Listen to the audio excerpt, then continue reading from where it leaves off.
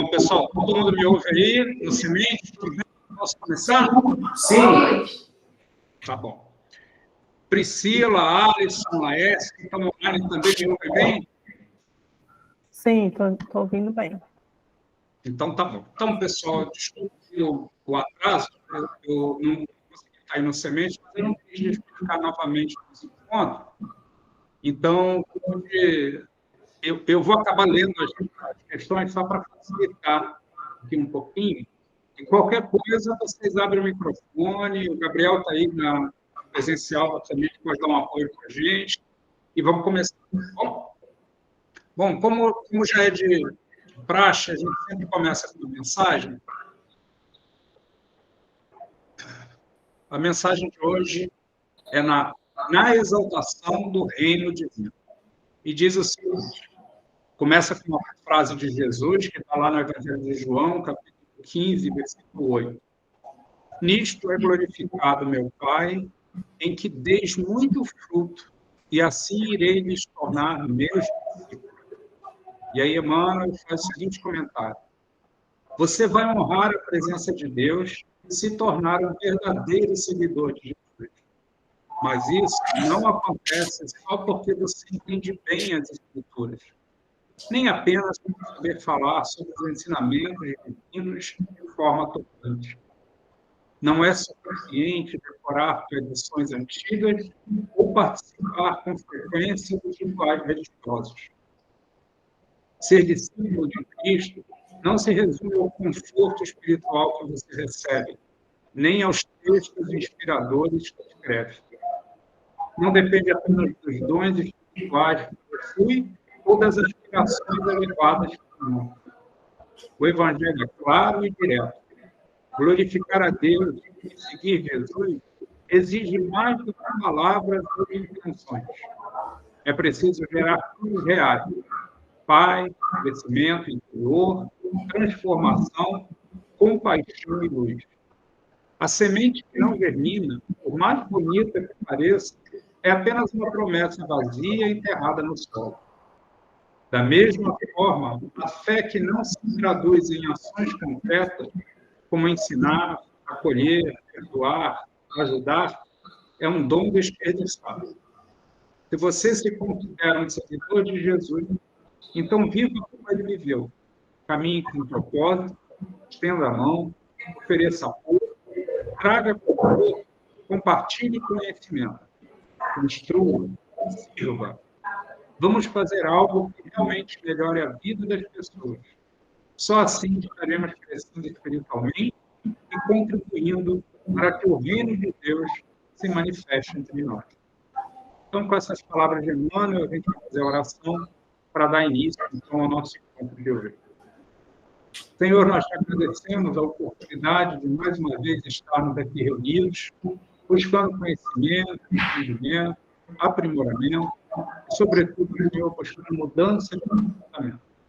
Que os nossos amigos espirituais possam nos auxiliar, nos integrando, mente, espírito, através das intuições, das inspirações, na certeza do apoio que recebemos. Em nome de Deus, nós começamos o estudo do livro dos Espíritos de hoje.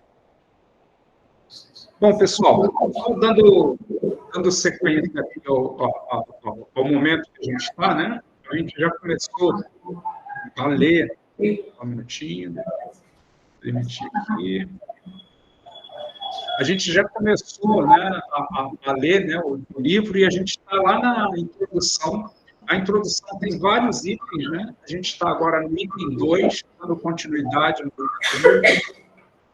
Na semana passada, a gente viu um pouquinho aqui, né, falando, né, Kardec trazendo no item 2, como que as palavras precisam ser ajustadas com os seus significados.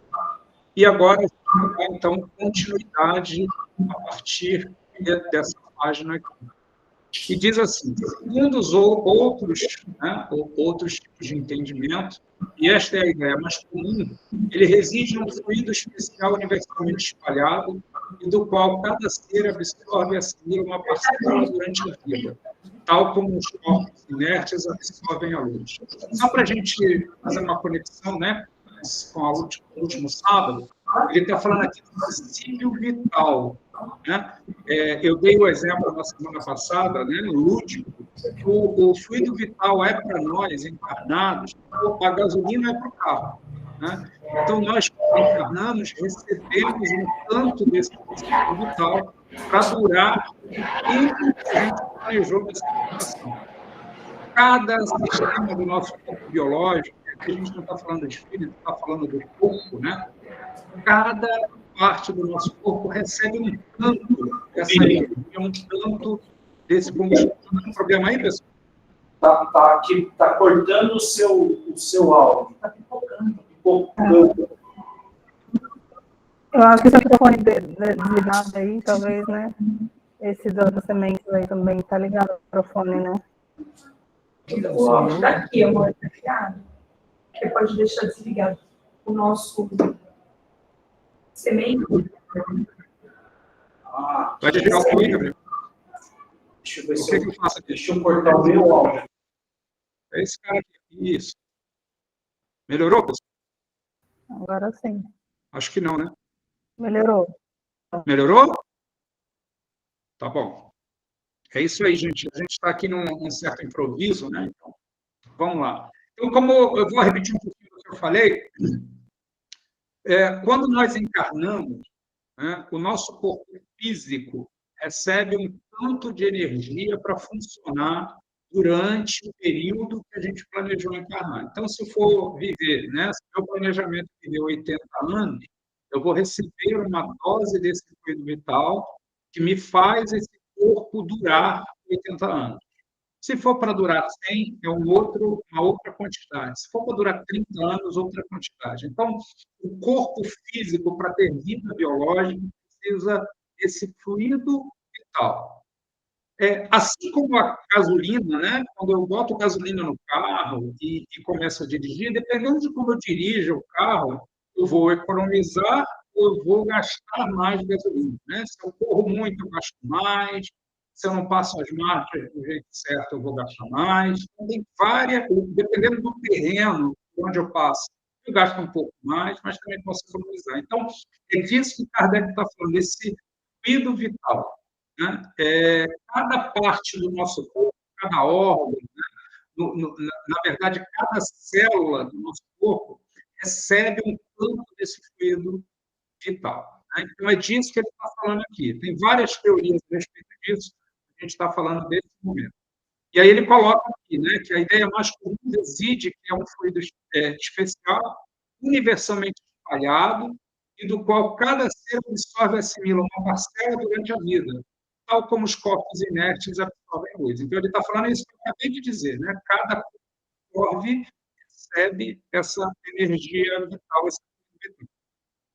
Esse seria, então, o fluido vital, que, na opinião de alguns, em nada difere do fluido elétrico animalizado, ao qual também se dão os nomes de fluido magnético e fluido nervoso. Esse conceito aqui é um conceito da época de Kardec, né? Eles estavam estudando a eletricidade, era algo muito novo, então eles estavam estudando bastante coisa em torno disso, eles sabiam que os seres vivos tinham uma carga elétrica, então havia várias suposições. Do ponto de vista da doutrina espírita, nós assumimos esse fluido vital como sendo a energia que nos faz viver encarnados, faz o nosso corpo biológico funcionar. Aí, dando continuidade aqui, ele continua, Kardec continua dizendo o seguinte: seja como for, um fato há que ninguém ousaria contestar, pois que resulta da observação. Aí ele começa a fazer algumas ponderações a respeito de coisas que não tem como contestar. Né? Os seres orgânicos têm em si uma força íntima que determina o fenômeno da vida enquanto essa força existe. Então, independente do espiritismo, do que quer que seja, é um consenso que os seres orgânicos possuem alguma coisa chamada vitalidade que permite a vida biológica. Ele também coloca um segundo ponto aqui. A vida material é comum a todos os seres orgânicos e independe da inteligência e do pensamento. Então, não é só o humano que tem vida material. O animal, as plantas, né, os insetos. Então, basta assumir a característica de um ser orgânico e automaticamente tem a vida material. Logo, qualquer ser que nasce, cresce, vive e morre é um ser que absorve o fluido vital, que é uma transformação de uma energia que sai de Deus, que é chamada de fluido cósmico universal. Então, isso é um consenso. Nós, seres humanos e todos os outros seres que têm vida orgânica, têm essa vida material em função do fluido vital. Terceiro item, a inteligência e o pensamento são faculdades próprias de certas espécies orgânicas. Então, aqui é muito importante, a gente está falando aqui de um texto de 1857, e Kardec traz uma informação que até hoje é um tabu, né? Porque ele está dizendo que a inteligência e o pensamento não são exclusivas do ser humano, né? Ele está falando que certas espécies orgânicas, então ele não limita sequer ao animal, né? Possuem a inteligência e, além de possuir a inteligência, tem a capacidade de pensar, é usar a inteligência para a tomada de decisão, para a aprendizagem. E aí ele continua aqui no item 4. Entre as espécies orgânicas dotadas de inteligência e de pensamento, há uma que também tem um senso moral especial, que lhe dá incontestável superioridade sobre as outras, a espécie humana. Se vocês observarem, cada item desse daqui, Kardec vai do menor para o maior, o que tem menos do que tem mais. Então, ó, todo ser orgânico tem fluido vital. Uma aguinha aí, pessoal, está tudo bem? Gabriel, está tudo bem por aí? Tá bom. Desculpa, é que eu vi um brilho aí, eu falei, deu ruim lá. Sim, Guilherme, eu vou desligar a câmera para não ter dor de cabeça aqui. Aí, se a gente precisar intervir, eu ligo a câmera e o microfone. Bom? Tá picotando ainda? Não, tá ok, tá bom. Então, tá bom. Então, o que a gente está vendo aqui é Kardec falando para a gente, do ponto de vista de um ser biológico, quais são as características, né? No primeiro item, ele fala que tem o fluido vital, depois que é independente, né, se o ser tem inteligência e pensamento, né? A vida material é comum a todos os seres, e algumas espécies são dotadas de inteligência e pensamento, mas tem uma espécie que é dotada de senso moral. O que significa isso, né? Apesar de ser uma palavra moral, é uma palavra que a gente até ouve com certa frequência, né? Mas quando ele fala de senso moral, o ser humano é que pesa as consequências de seus atos. Isso é ter senso moral, né? O ser humano é capaz de tomar uma decisão de fazer algo certo ou errado premeditadamente.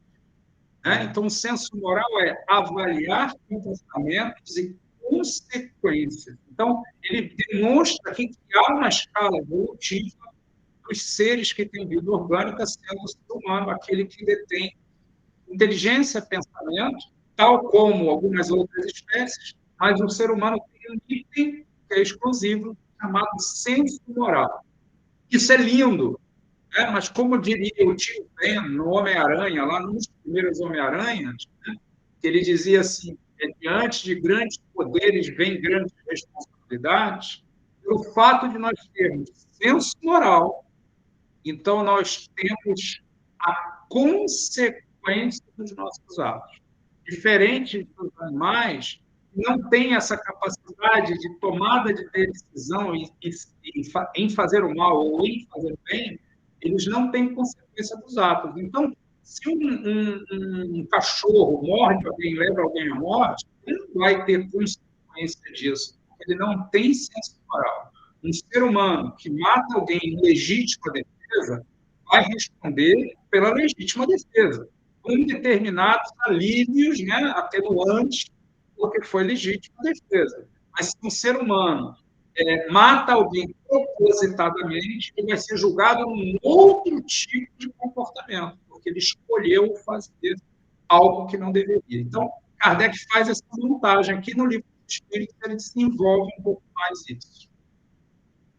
E aí, Allan Kardec, de novo, gente, quem quiser interromper para fazer pergunta ou proposição, hoje eu não estou vendo ninguém, né, que eu estou remoto, então fiquem à vontade aí. Né? Kardec continua dizendo o seguinte: com uma acepção múltipla, o termo alma não exclui o materialismo nem o panteísmo. Só para a gente lembrar, o materialismo é aquela doutrina que não acredita que há algo além da matéria. Então, morreu, acabou, né? Não tem nada além da matéria. E o panteísmo é aquela outra doutrina que afirma que nós somos pedaços, né? Uma porção de Deus, e quando a gente morre, a gente perde a individualidade, essa porção de Deus volta lá para um grande barril, né, de energia, então a gente se acaba. Né? Então, o termo alma ele é usado por todas essas vertentes. O próprio espiritualismo pode entender a alma de acordo com uma ou outra das suas primeiras definições. Lembrando, né, que Kardec, no termo, nos itens anteriores, ele coloca, né, que a alma para o materialista é aquilo que dá vida. Então, morreu, acabou a alma. Né? Um violão que se danifica perde a alma, não consegue mais tocar música. Essa é a visão do materialista. E aí ele coloca lá, então essa palavra não é uma opinião, é como um camaleão, cada um adapta do jeito que quer. Por isso tem tanta discussão sem fim. Então, a palavra alma é uma palavra que, dependendo da abordagem, da doutrina, da religião, da filosofia, vai ter discussão em torno disso. Kardec está preparando para nos orientar como que nós vamos entender a alma para estudar o espiritismo. Para evitar confusão, mesmo usando a palavra alma nesses três casos, é só adicionar um adjetivo que especifique o ponto de vista ou a aplicação da palavra. Assim, a palavra teria um caráter genérico, designando ao mesmo tempo o princípio da vida material, da inteligência e do senso moral, e se distinguiriam por um atributo, como os gases, por exemplo, que se distinguem adicionando-se o termo genérico às palavras, né? Hidrogênio, oxigênio, nitrogênio, né? O gênio vem de gás, né? A primeira parte da palavra que identifica o tipo de gás. E Kardec continua. Poderíamos assim dizer, e talvez fosse o melhor, a alma vital, indicando a base da vida material. Então, está vivo, tem vida orgânica, é uma alma vital. A alma intelectual é o ser que tem vida orgânica e pensa e tem inteligência. E a alma espírita, ou a alma espiritual, que é a base da nossa individualidade após a morte. Então, aquilo que sobrevive é o espiritual. Aí Kardec faz tudo isso para dizer que isso é tudo uma grande confusão. Né? Ele fala, isso fica muito confuso. Aí ele diz o seguinte: como podemos notar, tudo isso se trata basicamente de uma questão de vocabulário, mas uma questão relevante quando buscamos nos comunicar de forma precisa. A preocupação de Allan Kardec aqui nessa introdução é, quando se falar de alma, a gente ter certeza do que a gente está falando ao estudar a doutrina espírita, que é o que nós vamos fazer. Aqui está repetido, deixa eu... Consideramos importante reforçar essas explicações, porque a doutrina espírita se fundamenta naturalmente na existência de algo em nós que é independente da matéria e continua a existir após a morte do corpo. Então, essa é a base da doutrina espírita. Né? Nós continuamos a existir mesmo quando o nosso corpo físico acaba. Né? Nós continuamos a existir em um plano diferente, né? Numa dimensão diferente que a gente chama de plano espiritual. Como a palavra alma será usada com frequência ao longo desse trabalho, é essencial definir bem o sentido que damos a ela, evitando confusão. Vamos agora ao tema principal dessa introdução. Então, ele faz tudo isso para dizer, olha, gente, vamos evitar confusões com a palavra alma. A palavra alma, para os nossos estudos, quer dizer que o espírito está encarnado, porque a alma é o movimento moral e intelectual do espírito enquanto está no corpo. Então, Kardec deixa isso claro. Então, quando ele fala dentro dos textos dos livros dos espíritos, do livro dos médiuns, e toda a obra de Allan Kardec, e Chico Xavier segue no mesmo padrão, alma é a mesma coisa que espírito. A única diferença é que a alma anima um corpo encarnado. Quando a gente desencarna, a gente continua a viver, e aí, para evitar a confusão, Kardec chama espírito o que está desencarnado, e alma o espírito encarnado. Ok, pessoal? Tudo bem? Vamos, então, agora para o item 3 da introdução. Kardec, então, traz esse texto para nós. Como acontece com qualquer novidade, a doutrina espírita atrai tanto simpatizantes quanto críticos. Né? Lembra que essa foi uma introdução de um livro que foi publicado lá em 1857. Né? Então, quando o espiritismo começa com ciência, doutrina e religião. E ele fala aqui nesse livro, né, que é o Livro dos Espíritos, buscamos responder a algumas das objeções mais comuns, sem a pretensão de convencer quem já se fechou em suas próprias verdades. Esse é um cuidado que Allan Kardec tem sempre. Né? Se uma pessoa já tem uma opinião formada a respeito de determinada coisa e não está disposta a entender ou escutar uma abordagem diferente, não faz sentido perder tempo. Né? Então, para aqueles que querem entender o que é o que o Espiritismo traz, né, na doutrina, vai ter que ler, vai ter que perguntar, vai ter que estar aberto a ouvir. A não ser que a pessoa queira apenas debater e tentar, de alguma forma, menosprezar ou desafiar. E aí, o próprio Allan Kardec diz, poxa, não vamos perder tempo com isso. Né? Cada um tem o direito de assumir as suas posições. Mas aqueles que forem sérios, então, para esses, o livro tenta ajudar. E aí ele explica isso aqui. Ó. Nosso diálogo é voltado para quem está aberto ao aprendizado, sem ideias fixas ou preconceitos, e deseja compreender com sinceridade. Então, se a pessoa não tem ideia fixa, não tem preconceito e quer realmente entender do que se trata, vem para cá e vamos estudar. É isso que a Kardec faz. A maioria das críticas à doutrina nasce de observações incompletas e julgamentos apressados. Bom, vamos lá, gente.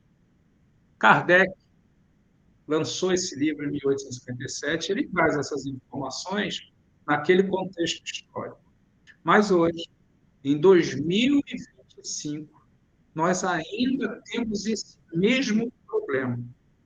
Né? As críticas a questões ligadas ao espiritismo estão muito mais por falta de conhecimento daquele que fala do que do julgamento, né, do que propriamente da sua afirmação.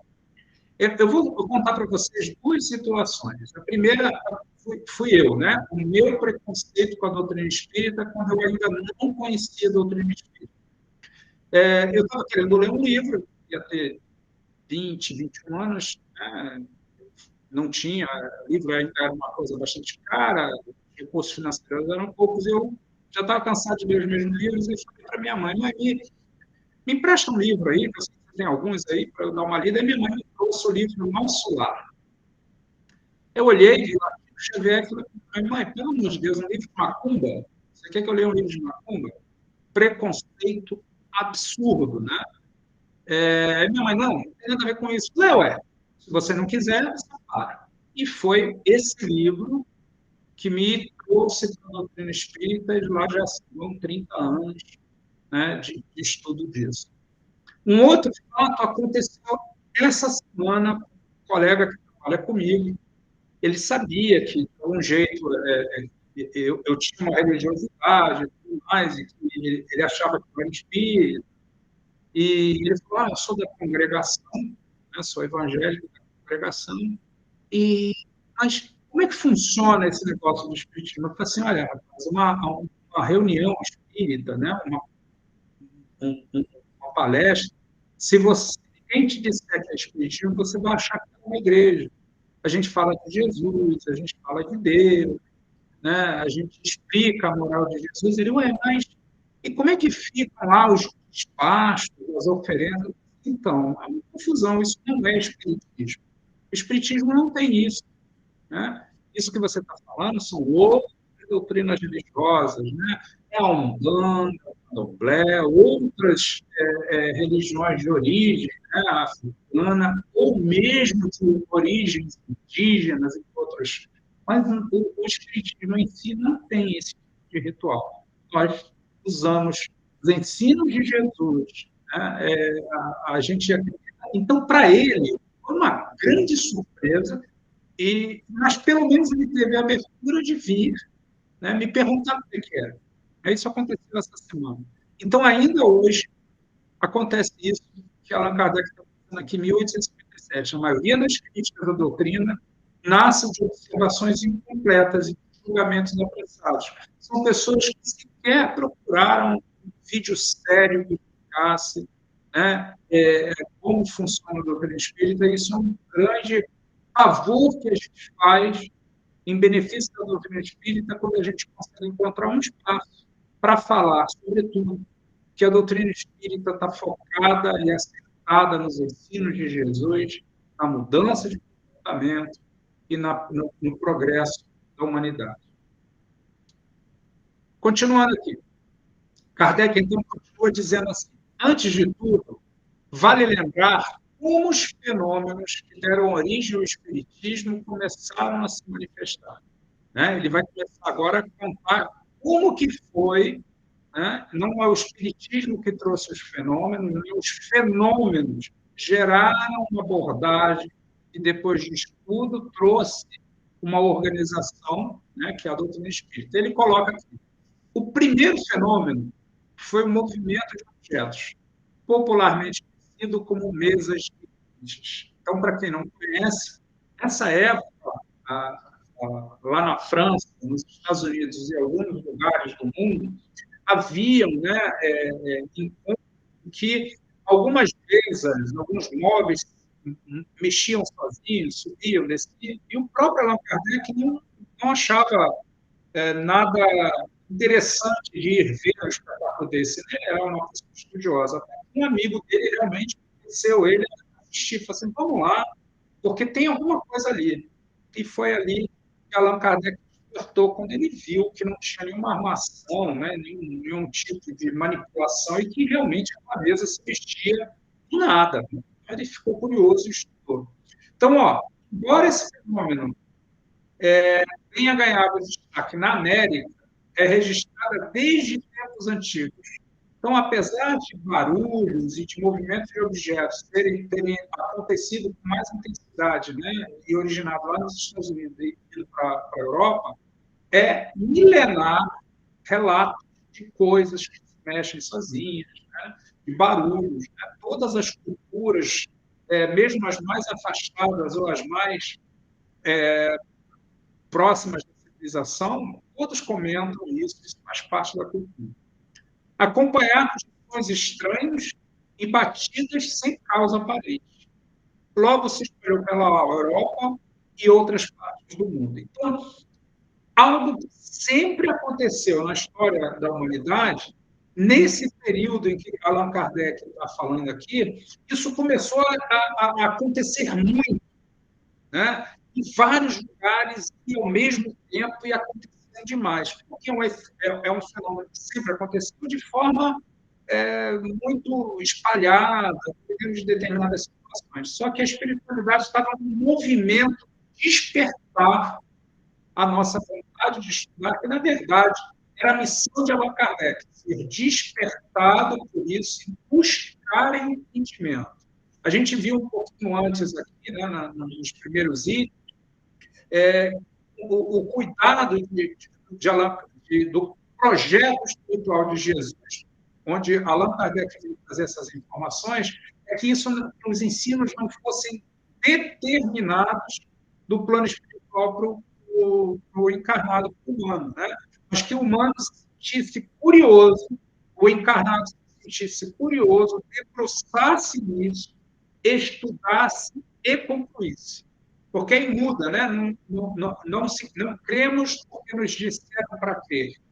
Nós cremos porque nós vimos, nós estudamos, nós percebemos, identificamos, fez sentido e, a partir daí, deixa de ser crença e passa a ser certeza, né? Sobretudo quando a gente tem experimentos envolvendo isso. Vou continuar aqui.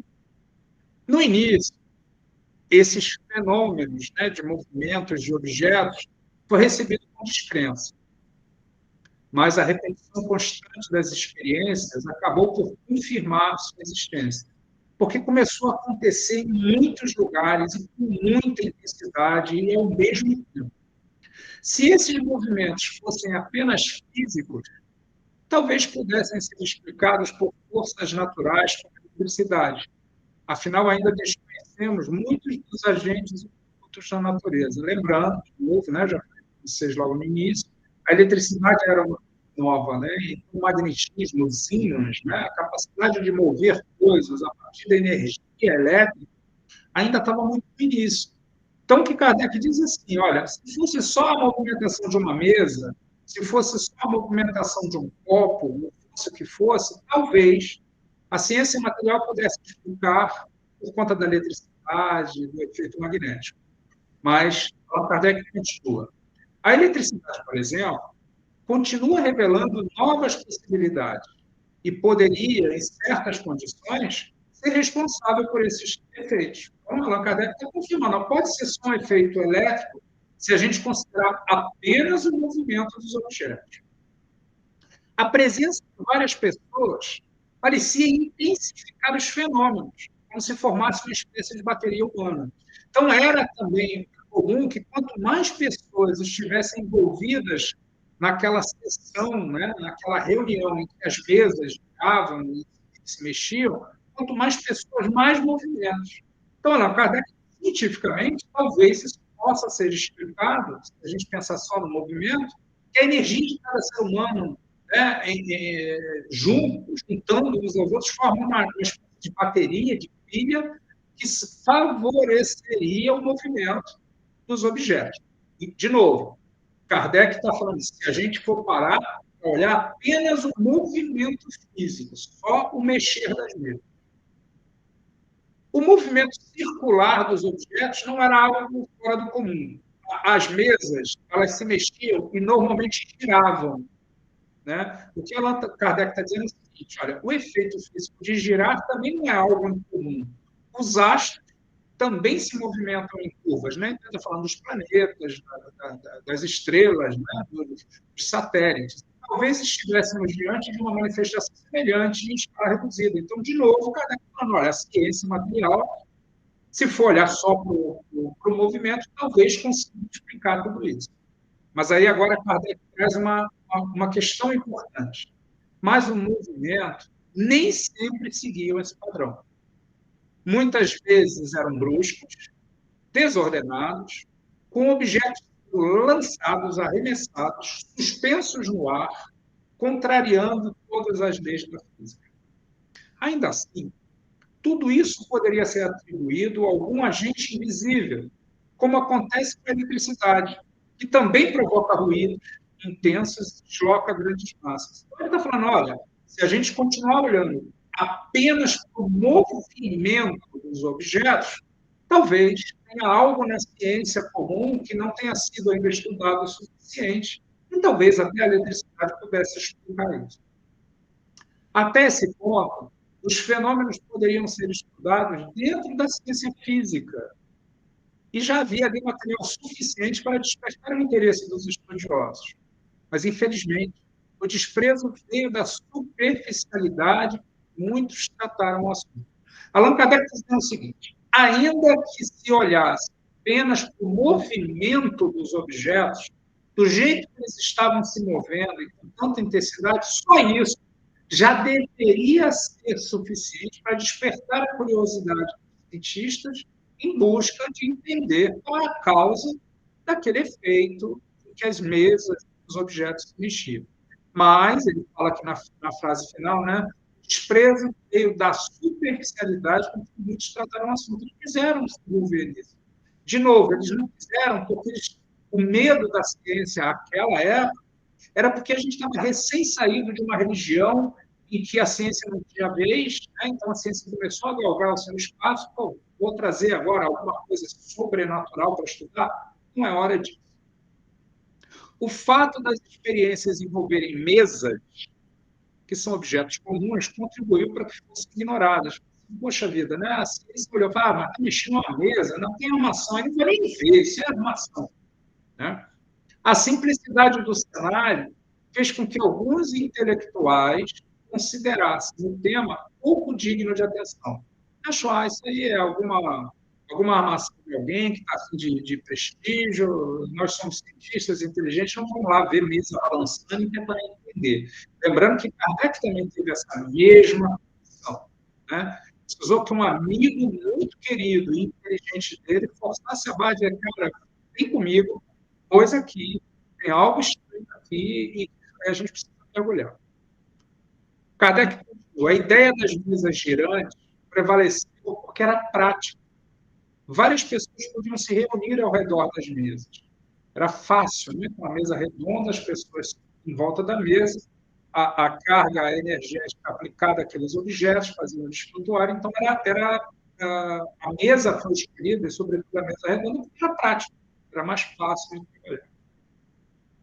Mas o nome dança das mesas, que era assim que era conhecido naquela época, acabou por ridicularizar o fenômeno. Porque, na verdade, tinha casas e teatros que faziam disso um grande evento, comprava ingresso. As pessoas mais inteligentes, que não se dobravam essas coisas consideradas tolas, não se interessavam por isso.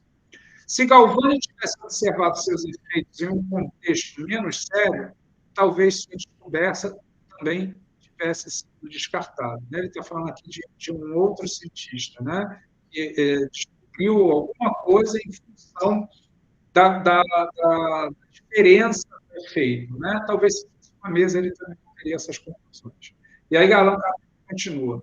Muitos cientistas não quiseram se envolver com algo que parecia banal, mesmo que houvesse ali algo novo a ser compreendido. Então, é quase um lamento de Allan Kardec, dizendo, poxa, os cientistas não quiseram estudar isso. Se todos viessem a isso, talvez a conclusão fosse um pouco mais acelerada e mais abrangente. Alguns mais humildes, quer dizer, não cientistas, mas pessoas mais humildes, decidiram investigar por conta própria. Mas, como os fenômenos não aconteciam sempre da mesma forma, concluíram que não eram reais.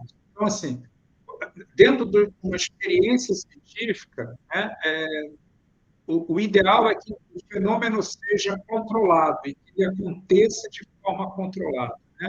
A ciência tem muito cuidado com isso. Se posso controlar e repetir e analisar, então eu consigo dizer que esse estudo faz sentido, ele é comprovado, ele pode ser repetido. Ainda assim, os fatos continuaram a se manifestar e hoje são aceitos como legítimos. Apesar dos incrédulos, apesar da desconfiança, ainda assim, né, os fenômenos continuaram acontecendo, continuam a se manifestar, e passou então a ser aceito por algumas outras pessoas, inclusive o próprio Allan Kardec. Aí Allan Kardec fala, ó, o desafio agora é entender suas causas de forma racional. Com que as mesas estão girando, subindo e descendo, tá bom, já entendemos que isso está acontecendo. Mas o que causa isso? O que faz com que essas mesas girem, né, se movimentem?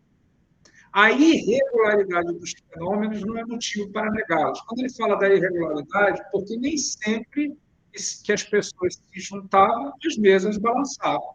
Então, às vezes balançavam, às vezes não, às vezes inicia, às vezes não. Né? Não era possível manipular de forma tão direta os fenômenos. Por que seria diferente com os fenômenos espirituais? Desculpa, eu pulei uma frase. Né?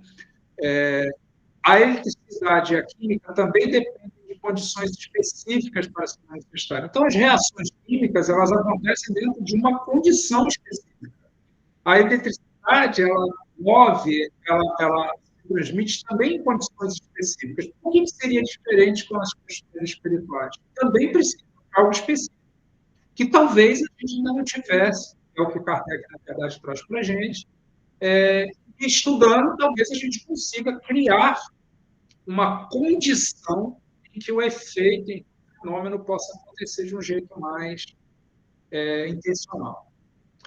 É natural que novas manifestações exijam novas leis, e para descobri-las é preciso observar com paciência e atenção. Então, tudo que é novo, cientificamente novo, precisa de estudo, de observação com paciência e com atenção.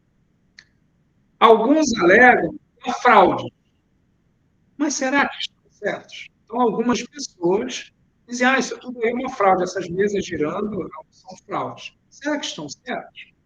E Allan Kardec continua. Muitas vezes, o que não se entende é rotulado como engano. Então, se não entende, não se estuda, não, isso aí não existe. E por preguiça, por falta de estímulo, se abandona. Mesmo que existam casos isolados de manipulação, então, olha só, Allan Kardec reconhece que alguns dos eventos, das pessoas se juntarem para ver as mesas balançarem, tudo eram armações. Sim, mesmo que existam casos isolados de manipulação, isso não invalida o fenômeno como um todo. Há charlatães em todas as áreas, até mesmo na ciência. Há charlatanismo, inclusive na ciência.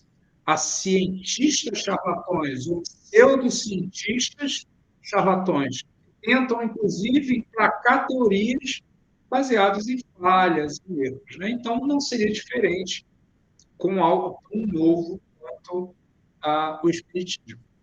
O importante é considerar o caráter das pessoas envolvidas e o contexto em que tudo acontece. Allan Kardec chama atenção aqui que, apesar de ter um grande número da população querendo assistir os fenômenos das mesas girantes, haviam pessoas, haviam intelectuais, pessoas estudiosas que também estavam interessadas e querendo entender isso, e pessoas de bom caráter, pessoas que a própria sociedade reconhecia como pessoas dignas. Então, poxa vida, não tinha só charlatões envolvidos nisso. Seria possível que uma brincadeira se sustentasse por tanto tempo, em tantos lugares, entre pessoas sérias e respeitadas? Então, que algo comece a acontecer, ainda que seja charlatanismo, que seja uma armação, talvez dure algum tempo, mas esse movimento, esses grupos que participavam desses fenômenos, se mantiveram ocorrendo durante muito tempo, e pessoas sérias e respeitadas observavam isso, não abandonaram, não acharam que era algo pouco. Quando algo se espalha pelo mundo e envolve mentes lúcidas e comprometidas, há ali, sem dúvida, algo que merece ser investigado com respeito e profundidade. Então, eu falo, puxa vida, ainda que se chegasse à conclusão de que era algo tolo, foi um fenômeno que se espalhou pelo mundo, começou nos Estados Unidos, Europa, Ásia, em que pessoas lúcidas, inteligentes e comprometidas começaram a olhar para isso. Só por isso é, no mínimo, respeitoso procurar as informações, debruçar sobre isso para poder entender. Então, dessa forma, Allan Kardec encerra esse item 3, então vê que ele está narrando como é que foi o despertamento, foram os acontecimentos que levaram Kardec e outras pessoas que ele chama de lúcidas, e comprometidas a buscar entender o fenômeno. Então, agora no item 4, ele começa a trazer algumas outras referências. E ele diz o seguinte: se os fenômenos que estamos analisando tivessem sido limitado ao simples movimento de objeto, tudo teria permanecido no campo das ciências físicas. Mas não foi isso que aconteceu. Então, Kardec já está aqui assumindo que o fenômeno acontecia. As mesas giravam. Então, só por isso, já merecia, né, o estudo mais aprofundado da ciência física, da ciência material, da física, da química, da eletricidade. Já, por isso, o próprio movimento já merecia isso. Esses eventos abriram caminho para algo muito mais curioso, muito mais intrigante. A possibilidade de existir uma inteligência por trás dos movimentos. Não eram movimentos aleatórios, havia alguma coisa por trás dela. Não era apenas uma força mecânica agindo automaticamente. Havia sinais claros de intenção. Então, as mesas giravam com alguma intenção. Os copos se mexiam com alguma intenção. Havia ali não só um movimento aleatório, havia uma vontade de demonstrar alguma coisa. Essa descoberta nos levou a explorar um território completamente novo. Então, Allan Kardec está dizendo, a partir daí, nós começamos a ver e buscar outras características. E ele fala, mistérios começaram a se revelar e surgiram perguntas inevitáveis. Existe mesmo uma força inteligente por trás desses fenômenos? Então, tem alguma coisa inteligente por trás do fenômeno, além do fenômeno puramente do movimento? Se existe, quem é essa força inteligente? O que é essa força? De onde vem essa inteligência que faz essas mesas se comportarem de um jeito diferente? Estaria essa força além da compreensão humana? As primeiras manifestações aconteceram de forma simples. Mesas se moviam e, com um dos pés, davam pancadas para responder perguntas com sim ou não, conforme um código combinado. Olha só que interessante, né? Não era só o movimento. As mesas estabeleceram um processo de comunicação. Uma batida da perna da mesa significava sim, duas significava não. Então, começaram a fazer perguntas para as mesas e as mesas começaram a responder com sim e com não. No início, os céticos, aqueles que não acreditavam, né, achavam que tudo não passava de coincidência. Era uma batida ou duas por pura coincidência. Mas logo vieram respostas mais complexas, usando o alfabeto. Saiu do sim do não para o alfabeto. O número de pancadas indicava letras, formando palavras e frases que respondiam com precisão às perguntas feitas. Então, estabeleceu-se como se fosse um código Morse, né? Uma batida era o A, duas batidas era o B, não sei se era essa técnica, mas três batidas era o C, uma batida e outras duas mais longas. Então, criou-se um alfabeto e, dessa forma, eram feitas perguntas e as mesas escreviam respostas. Eram perguntas simples, mas havia uma escrita, né? Através de letras, se falava e se obtinha palavras.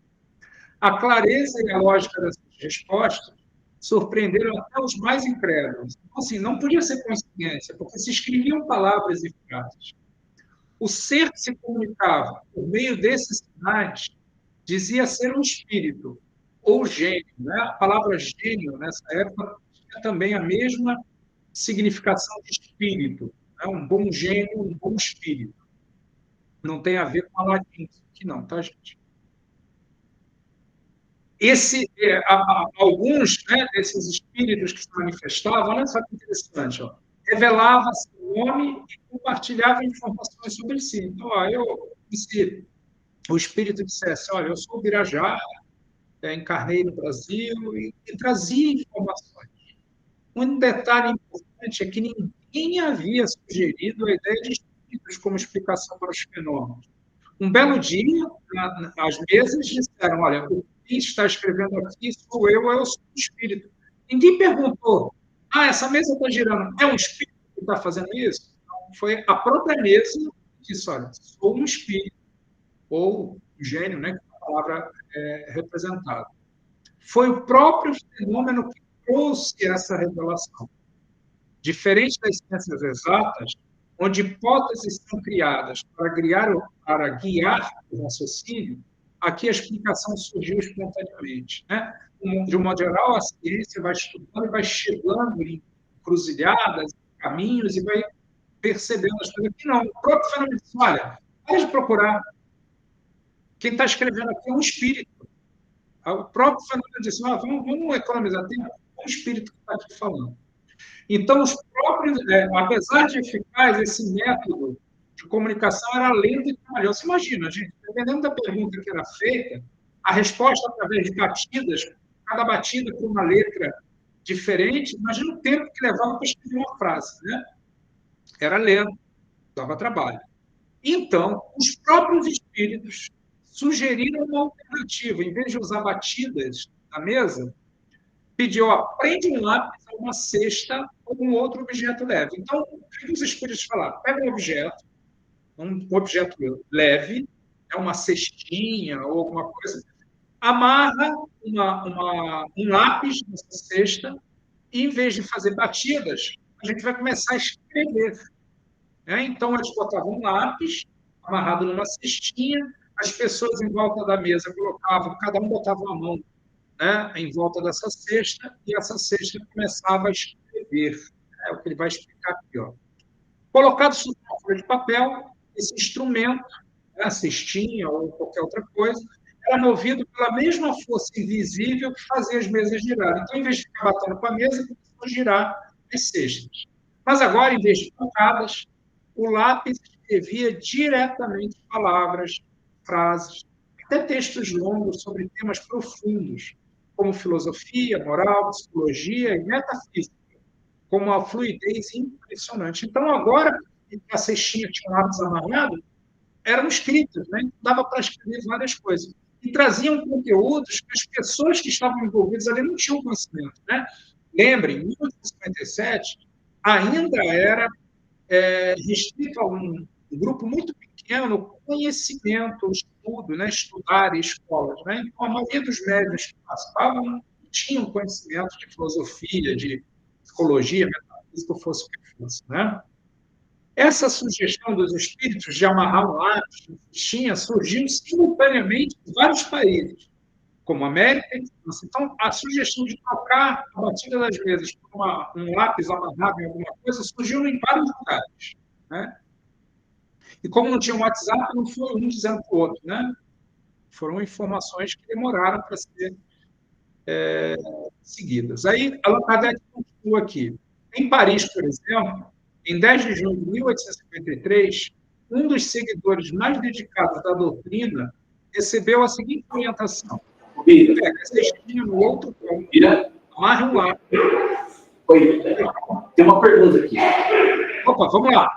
Oi, Bira, consegue me ouvir? Consigo. Bem, Renato. Bira, você falando das mesas, eu lembrei de um episódio, né?